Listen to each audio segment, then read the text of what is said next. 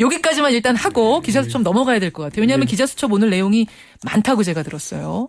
어떤 내용인가요? 김현정님 혹시 9월 10일이 무슨 날인지 아십니까? 9월 10일이면 다음 주 수요일이니까 추석 아니에요. 추석 마지막 연휴. 그러니까 대체 휴일인데 예, 대체 휴일. 이 9월 10일이 세계보건기구 WHO와 국제자살예방협회가 제정한 세계 자살 예방의 날입니다. 아, 그렇군요. 이게 지난해에 그 자살 예방의 날을 맞아서 자살 보도 권고 기준 2.0이 발표가 됐거든요. 예, 예. 2004년에 처음으로 자살 보도 권고 기준이 만들어졌었는데 이보다 훨씬 업그레이드해서 자살 보도 권고 기준 2.0이 선포를 했습니다. 2.0을.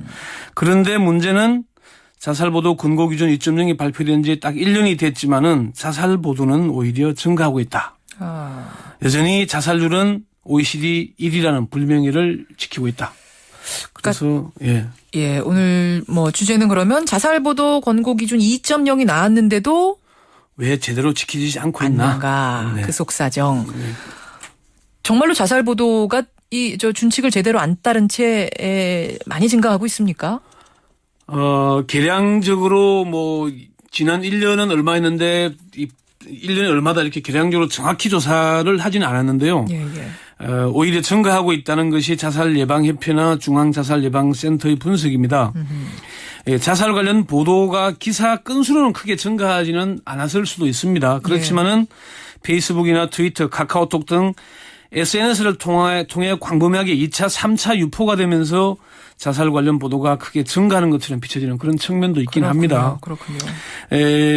자살 보도 권고 기준 2.0을 만드는 데 참여했던 전문가들에게 자살 보도가 개선됐다고 보냐라고 물어봤더니 오히려 자살 관련 보도는 증가했거나 달라진 게 없다 이런 얘기를 했습니다. 보도의 이제 양만 증가한 거 가지고 뭐라고 할 수는 없을 텐데 그 내용도 더 나빠지고 있다라고 평가했어요. 그렇습니다. 내용도 자살 관련 보도에서 가장 나쁜 게 뭔지 아십니까? 뭔가요? 구체적인 자살의 방법을 묘사하는 것, 또 자살 장소, 자살자의 상세한 신원 이걸 공개하는 겁니다. 그렇군요. 네.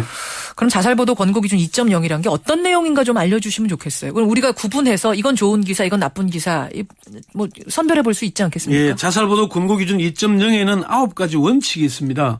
몇 가지만 소개를 하자면은 언론은 자살에 대한 보도를 최소화해야 한다. 자살이라는 단어는 자제하고 선정적 표현을 피해야 한다.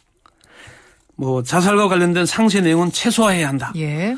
또 인터넷에서의 자살 보도는 더욱 신중해야 한다. 이런 등등인데요.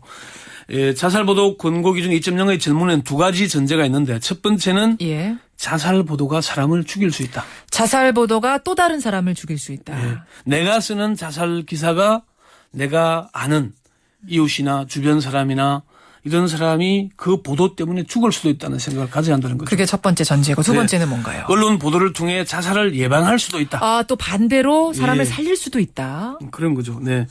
이런 건데 자살 보도 기준이 권고 기준 2.0은 전문 그리고 5장 구조로 구성되어 있습니다.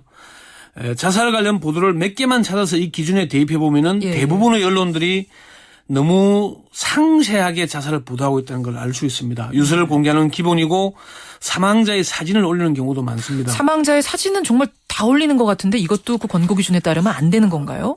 그렇죠. 유명 배우나 뭐 유명인 경우에는 올리는 경우가 있긴 한데 그 다른 사람 그러니까 단역 배우가 죽었는데 그 몇 개월 이전에 유명 배우의 사진을 올리는 경우도 있습니다. 뭐 아무 관계 없는 거잖아요. 관계 없는 것까지 다시 상기시키는. 예, 그렇게 해야 되는 거. 가령 지난 2월에 송파 세모녀 자살 사건이 있었죠. 이 보도의 사례를 보면은 이른바 스토리텔링 기법으로 너무나 상세하게 자세하게 어떻게 해서 뭐 테이프로 뭐 어떻게 뭐를 붙였다든지 이런 얘기까지 다 나옵니다. 예. 이게 사실은 이제 사람들에게 어떤 공감을 이끌어내기 위해서 어느 정도 스토리텔링은 필요하겠지만 이것이 자살을 어떻게 보면 유도하고 자극하는 쪽으로까지 과하게 묘사가 될 경우에는 문제가 된다는 거군요. 그렇죠. 그러니까 사건 기사의 기본은 육하원칙에 맞게 하는 거잖아요. 그러니까 육하원칙에 맞추다 보니까 자살의 방법, 자살의 장소 이게 너무 상세하게 묘사한다는 거죠. 알겠습니다. 자살보도 권고 기준 2.0. 그럼 왜 안 지켜지느냐 이게 오늘 주제였어요. 네. 여러 가지 이유가 있는 것으로 분석이 되는데 가장 문제는 우리나라의 언론 환경 때문이다 이런 분석이 가장 언론 환경이 어떻게 돼요? 신문과 방송 등 기존 언론 매체에다가 수많은 인터넷 언론들이 생기면서 지금 인터넷 언론들은 클릭으로 수익 구조를 해결하잖아요. 클릭이 많이 될수록 수익이 많이 가요? 이게 컨텐츠의 질을 따지는 것이 아니고 얼마나 많은 사람들이 클릭을 했나에 따라서 수익 구조가 바뀌는 거거든요. 클릭이 많은 회사에 광고가 붙는 겁니까 그러면? 붙은 광고에 클릭 횟수에 따라서 광고료가 지급이 되거든요. 일단 기사를 봐야 그다음에 거기 안에 광고도 클릭할 테니까. 광고 클릭과는 관계가 없습니다. 그 어느 기사를 많이 봤냐에 따라서 광고를 주는 형식이다 보니까 그렇게 돼 있는데 중앙 인터넷 언론사의 한 인터넷 뉴스 담당자가 클릭 수를 늘리기 위해 이른바 어뷰징 기사, 제목 장사라고 하면 이해하기 쉬울 겁니다. 뭐예요 그게? 다른 언론사의 기사를 뺏겨서 내는데 제목만 바꾸는 겁니다. 내용은 같은데. 비슷비슷한 제목으로 여러 개를 쫙 내는 거군요. 네, 그렇습니다. 그러니까 포털 사이트에서 주요 검색어가 생성이 되면은 그게 자살이건 아니건 자관 관련 기사를 너무 많이 쏟아내다 보니까 자살 관련 보도가 많다는 거죠. 예. 다음 커뮤니케이션의 한 관계자도 그런 얘기를 하더라고요. 인터넷 매체들이 수익 구조 제가 좀 전에 설명해드린 그 문제 때문에 매체들마다 자살 관련 보도를 제대로 필터링하지 못하고 있는 거 아닌가 그렇게 얘기를 합니다. 근데 일부에서는 그래도 이렇게 자살 보도를 통해서 예를 들어 송파 세모녀 사건 같은 경우에 보도를 잘해서 어떤 사회적 문제 제기하는데 긍정적인 효과도 있지 않느냐 이런 얘기도 하는데 언론계가 그런 반박을 합니다. 송파 세모녀 사건은 우리나라의 부실한 사회 안전망이 갖고 있는 문제점을 총체적으로 보여주는 거다. 그래서 이 보도를 통해서 정책적인 개선을 가져왔지 않냐. 그런 얘기를 합니다. 그런데 내가 쓰는 자살 보도로 인해서 내 이웃이 내 주변의 누군가가 죽을 수도 있다면 기사를 쓸 수 있겠습니까? 그런 생각에서 자제를 해야 된다는 것이고요. 서강대 유현재 교수는 자살 보도를 통해 사회의 변화를 일으키겠다고 하면은 그 다음 논의는 불가능하다. 그런 얘기를 할 정도입니다. 자살보도 권고기준 2.0 그럼 어떻게 잘 지켜지도록 해야겠습니까? 방법이 있겠습니까? 정부가 적극적으로 나서야 하는데요. 김현정 앵커는 우리나라 자살 예방 관련 예산이 얼마인지 아십니까? 예산이요? 그리 많지 않을 것 같아요. 30억 원 규모인데요. 몇 년째 바뀌지 않고 있습니다. 일본은 자살 예방 관련 예산이 3천억 원입니다. 3천억이면 그럼 우리는 100분의 1? 100분의 1인데 우리나라와 일본의 경제 규모를 감안하더라도 너무 차이가 크죠. 그러네요. 핀란드도 정부가 적극적으로 나서서 자살률을 낮췄습니다. 정부가 자살이 사회적인 문제다. 아주 심각한 문제라는 것을 인식을 하고 좀 낮춰야 될 텐데 아직은 그러지 않고 있는 것 같습니다. 그 문제가 가장 큰 것 같고요.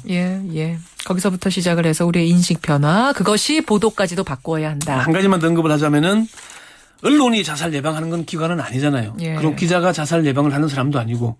그렇지만 모든 국민, 모든 네티즌들이 내가 나서야 한다는 생각을 가지고 자살 관련 보도에 잘못된 보도에는 질책도 하고 기사를 내리도록 요구도 하고 할 필요가 있다. 그런 얘기를 합니다. 권영철 기자 수고하셨습니다. 네.